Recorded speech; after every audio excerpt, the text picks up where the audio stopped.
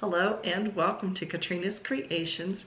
This is my bariatric journey series about my weight loss progress. And I have not weighed myself this week. I need to, so I'll fill you in on Saturday what my weight is at this point. But anyway, yeah, the last 2 weeks have been absolutely crazy. If my hair looks a little messy, it is absolutely pouring outside right now. We have flash flood warnings up and a possible tornado warning as well. Well, tornado watch.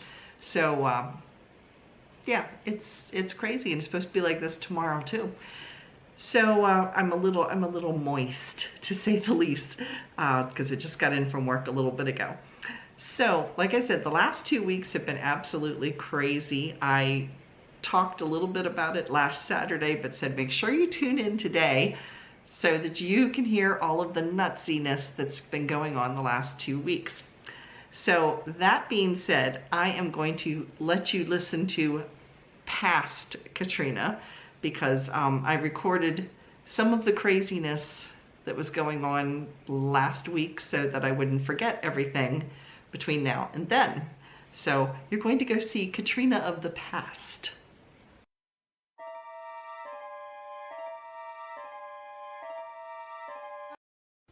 Hello again from the past.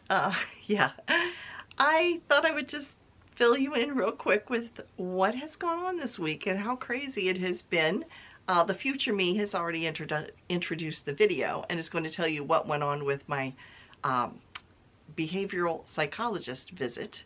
But to recap for you what has gone on in the last week or so, here we go.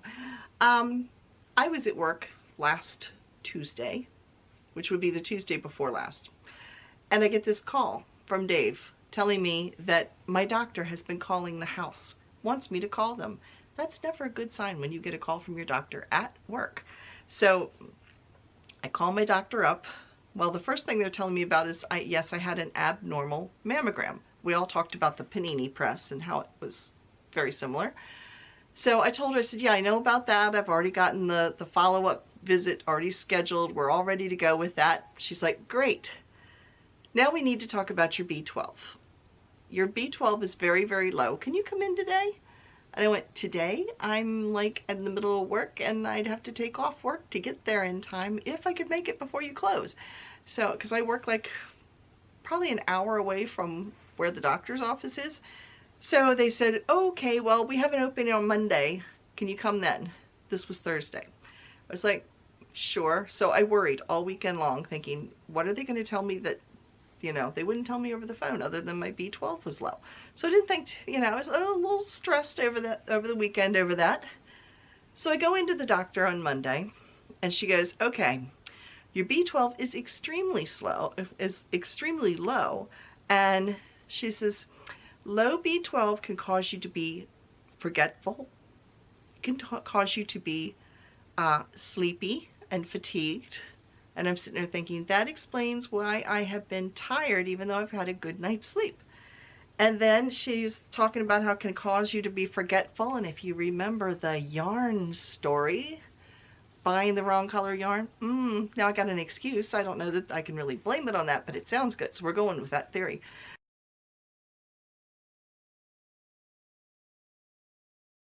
Yeah, so all of that, I'm sitting here thinking, wonderful. And then she tells me, and it can give you symptoms of dementia. I was like, lovely, and I'm going for a psychiatric evaluation.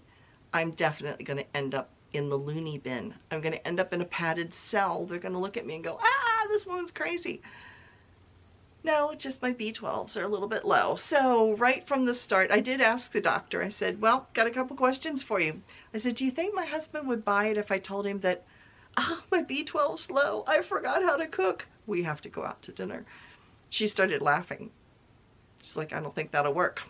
So then we get to talking a little bit more, and she goes, you know, because I was telling her about the weight loss surgery I'm having. She was very excited about that, thought it was great. And she says, you know, we talked a few years ago about some reduction. She says, you might be able to get that done now because I have arthritis in my neck and the straps actually make it so bad sometimes I can't turn my head. And so anyway, she says you might be able to have reduction. And I said, well, I'm hoping that if I lose enough weight, they'll shrink. She looks down at it and she goes, I don't think so. So I said, in other words, I could lose weight, look like a Barbie doll, and you'll see me coming 2 feet before I get there. And she started laughing so hard I thought she was going to fall out of the chair. Yeah. So, and both of us were like in stitches at that point. I was like, yeah, I could just see that. I'm never going to look like a Barbie doll again. That will never happen. But, yeah. I won't even go there. Never mind. So anyway, so we have that going on. Then I'm making things frantically for craft fair, 2 different craft fairs. Then I find out I have a dentist appointment because I have a small filling. Then I come home. Oh, and with the B12, it is so low that they've decided that for the next 4 weeks, I have to go in every Monday and get an injection in my arm of B12 on top of taking it orally. So, yeah, they're going to pump me up with the B12. So hopefully the mind will start kicking in again. And yeah, let's hope that there's enough juice in there for when I have my psychological evaluation on Tuesday for my surgery, that all will go well. Yeah. So then I get home the same day. I'm walking in the door, see the mails come, open up the mail, and I get jury duty on top of all that. I was like, when it rains, it pours. So this week, I have a shot on Monday. I have my behavioral psychologist evaluation on Tuesday. Let's hope that goes well. And then on Wednesday, I have to have the rechecking of the mammogram stuff. I don't think I have anything crazy going on Thursday other than I'm working, but yeah, it's like every day, 3 days in a row, doctor's visits, trying to get everything straightened out. So I told Dave, I said, I am so stressed. And then I come home and I find out that I messed up on Facebook and posted that Dave and I had just gotten married. And I'm thinking, oh no, what will people think of me? They'll think I've been living in sin for 40 years and had 2 children that are now 38 years old and all these grandchildren, and Dave and I aren't really married. So yeah, that kind of topped off the end of my week. But we got that straightened out, and yes, Dave and I have been married almost 40 years. So we're good to go. Reputations are intact. So that's what's going on prior to what the future me is going to now tell you about what went on for the rest of the week.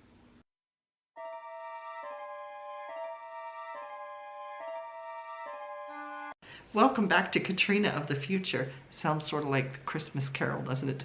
Ooh, there's Katrina of the past, and here's Katrina of the future. I know, silliness, total silliness. Yeah, so here's the update of what has gone on. I had my mammogram today, where they rechecked the abnormalities. Thankfully, it is just, they believe, a blood vessel. So yeah, so no worries with that. So that was a big relief. So yesterday, Tuesday, which would have been the 21st, I had my behavioral psychologist appointment, which is just to make sure that psychologically you are ready for the changes that are going to take place, and to make sure that you're mentally in a good place before the surgery as well. So I am so happy to say that, yeah, obviously if I'm here, I didn't get committed. So that was good. And yeah, I passed with flying colors. They said it's perfectly fine. The lady who did the interview, it was about 45 minutes of me answering questions about how I felt about different situations. Was I really aware? You know, they showed all of the worst and best case scenarios with the surgery. Was I aware of everything? And what was my thoughts as far as, you know, depression? Did I have problems with that? Did I have you know, that type of thing, just to make sure that you're in the best mental position you can be before the surgery takes place. So she said, normally, she says, normally if I find something that she's not certain about or not comfortable with, she would have me go back and address those issues and then come back later for the surgery. But she says, I see nothing that would indicate that it would be a problem. You look like, you know, that I look like I was ready to do this at this point. And so she said she's going to write up the report and pass it on to my doctor, and from there on they would be contacting me. So today at work, I got a telephone call from Dave that my bariatric surgeon had called, their office had called, and I now have a bariatric surgery date. It is set for November 19th, which is roughly 8 weeks away, and they had told me ahead of time it would be 6 to 8 weeks before I would have the surgery scheduled, just because it has to go through the approval process with my insurance company. They need to make sure that the operating room is reserved for me and there's hospital room reserved for me and all that, because you do spend the night in the hospital. So yeah, Friday the 19th is the day. So I am excited. I have a day set, and yeah, so we're gonna do this thing.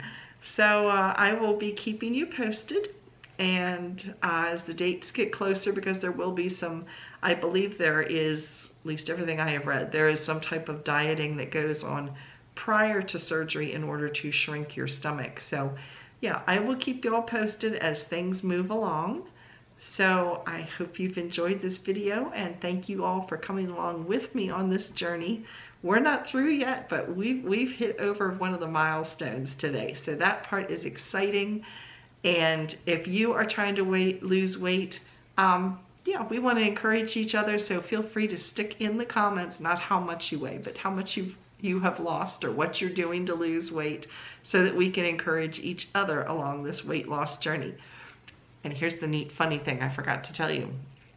At the end of the interview, she was getting ready to say goodbye or whatever, and I had mentioned, she asked me how did I deal with when I got stressed or whatever, and I said, well, I knit and crochet constantly, and I just find that, you know, that's what I do. I'm trying to do that rather than gravitate toward food to snack on when I get stressed.